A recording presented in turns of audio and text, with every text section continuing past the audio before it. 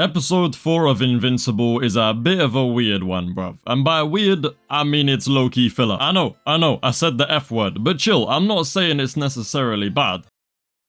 See, I've been reading the comics for the first time ever, and last night I finally caught up with the show after reading The Invincible War, which really should be called The Invincible Inconvenience, by the way, because it was over faster than I could. Basically, I noticed that the whole Damien Darkblood Hell thing and the Egyptian misogynist thing don't even exist in the main comics, bruv, so it's technically filler. Anyway, the episode begins with Mark trauma dumping on the guy who designs his costumes for some reason. I mean, at this point, Art should just start charging for his therapeutic services, because his suits clearly don't hold up for shit, and everybody seems to want to yap about their problems to him. And honestly, I don't blame him, but I mean, Art isn't even trying to hide that he doesn't care anymore, bro. This guy just sits there, zones out, and drops the odd ad-lib. And then I killed this innocent man. Oh boy, Mark. Yeah, you see what I mean, bruv? He clearly don't care. Mark then starts yapping about how he nearly killed Bricky last episode and got all upset about how scared Oliver looked when he did it, which had me a little confused, because that wasn't Oliver the guy who took a bath in those Bluey's intestines? Alright, sure, whatever, character development, but that doesn't fit my agenda, alright? Fuck Oliver. The point is, Mark feels like he's a bad hero, so he hands in his costume, bruv, which had to have been completely performative, because less than a nanosecond later, he's taking new superhero jobs. This job is gonna be a little bit different though, and we've got some setup to do before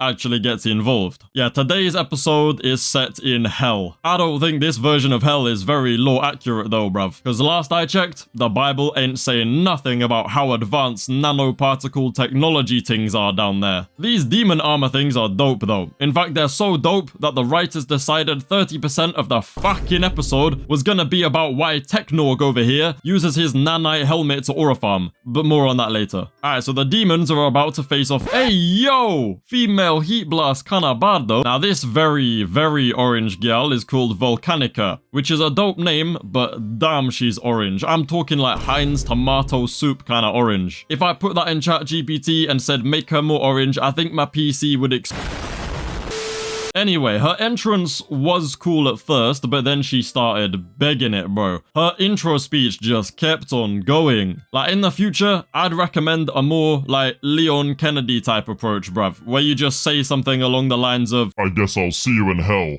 Oh, wait. She summons a bunch of these magma dudes to fight the demons and...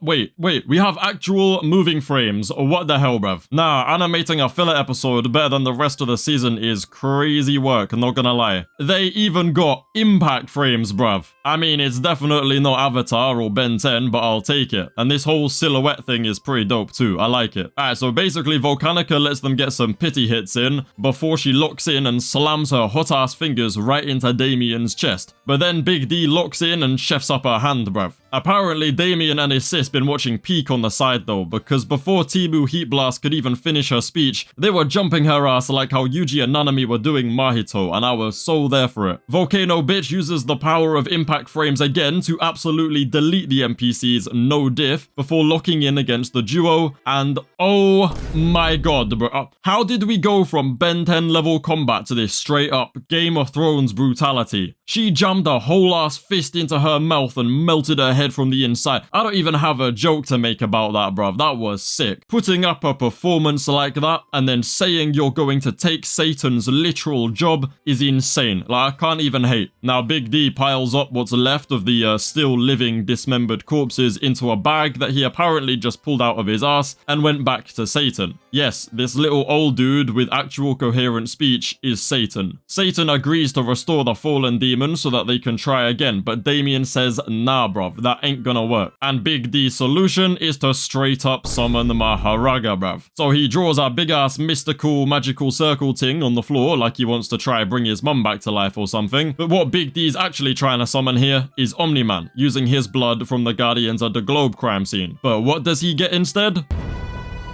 Yeah, I could have sworn this episode started with Mark giving that costume back to Art, but whatever, bruv. Oh great, and now we're doing filler within filler. And it turns out that Kahora over here could have just taken over a woman the whole time. Here I was for the duration of the first 3 seasons, thinking that there was some sort of cosmicological reason for him not taking over any women, bruv. But nah, bro's just a misogynist, innit? I mean, delaying your resurrection by 4 whole seasons after waiting hundreds of years because you don't want to be in a woman's body is insane levels of hating though. Like, you low-key gotta respect it at that point. Anyway, Big D gives Mark the grand tour of hell and basically just destroys his entire perception of existence, bruv. There's no heaven, there's no law-accurate hell, no judgment from a higher, none of that stuff, bruv. It don't happen. You just drill down a few miles and bam, big lava place with demons in it. Big D then does a fat lore drop about some wannabe Lord of the Rings first age, second, I don't even care about all this yap, bruv. I think it goes up to like age 6 or 7 or something, but the point of his yap is that in the 3rd age, the demons went to war with monsters called vials. Alright, the big D's...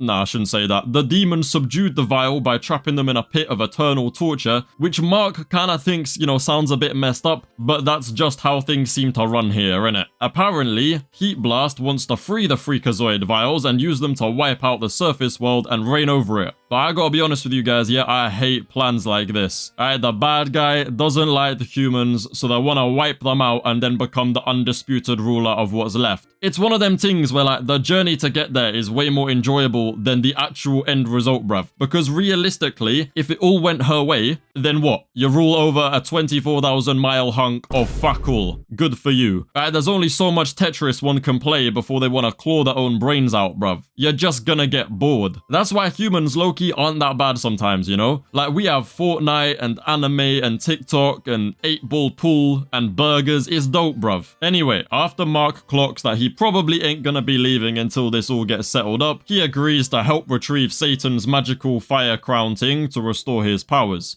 But the crown is in a big hole guarded by Hagrid's dog from Harry Potter. And when I say big hole, I mean proper big. It's probably only a little bit smaller than your mum. Now, in a show where characters can get to the moon in literal seconds, I would have thought this would have been an over and done with kind of situation. I forgot this is filler though, so we get a solid 3 minutes of wobbly PNGs falling down a hole accompanied by dialogue drier than your mum. Alright, so basically Big D, as he's falling, keeps putting his nano mask on and off every time that he wants to talk, which just pisses Mark off, so he decides to yap about it for way too long. Like, Mark, respectfully, shut up, bruv. Just because all your costume designer knows how to make is skin-tight spandex that reveals whenever you get bricked up, doesn't mean you've got to hate on Big D's dope nanotech helmet, bruv. Everyone, and I mean everyone, would be putting that shit on and off every single chance we got because, yeah, it's cool, bruv. To be honest, there was no point Big D even being here in the first place though, because Mark throws him way back up the hole so he can defeat the dog without worrying about him, and then they both just return safely to Satan. And that means the climax of the episode is finally here.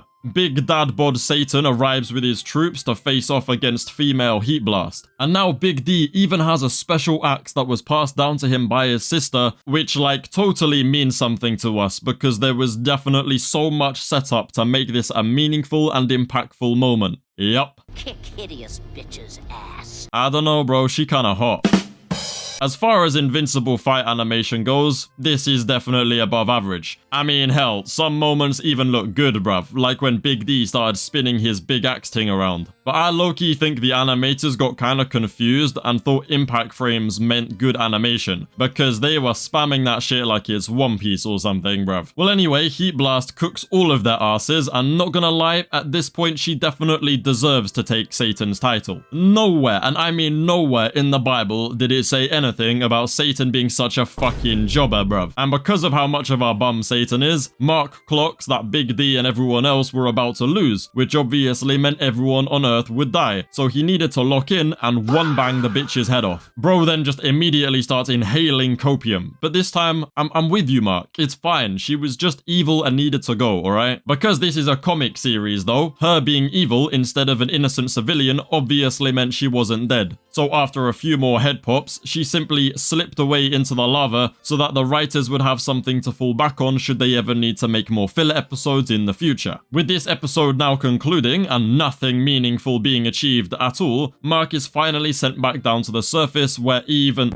Wait, that's William, bruv. Bruv, it's weird seeing William in the show again after reading the comics, because he is, like, not gay in the comics. Well, nah, he is gay in the comics, just not outwardly. Anyway, Eve tells William about the baby situation, which she is understandably worried about, and obviously, William is completely useless about. It's okay though, because Mark is finally back in his original costume, looking much happier than he did before. But I don't even know what the point of this was, bruv, because he looks happy here, and then the second his mum tells him about moving in with Power Penis Pool, he goes back to grumpy and passive-aggressive. I mean, I swear he was about to buy a house with Eve anyway, so why does he even care? Dickhead, bruv. Now, slightly later on, right before Eve can tell Mark about the baby situation, my goats finally pull up to get the show properly on the road. Bruv, I gasped when I saw them. They are so cool, bro. Carrying the show for me right now, I'm not gonna lie. But God knows how Nolan even came this close to the planet without Cecil immediately trying to stick a nuclear warhead up his ass. But yeah, I guess that's it for Invincible Season 4, Episode 4. So make sure to like the video, subscribe to the channel, and also check out the review I made for Episode 1 to 3. Peace.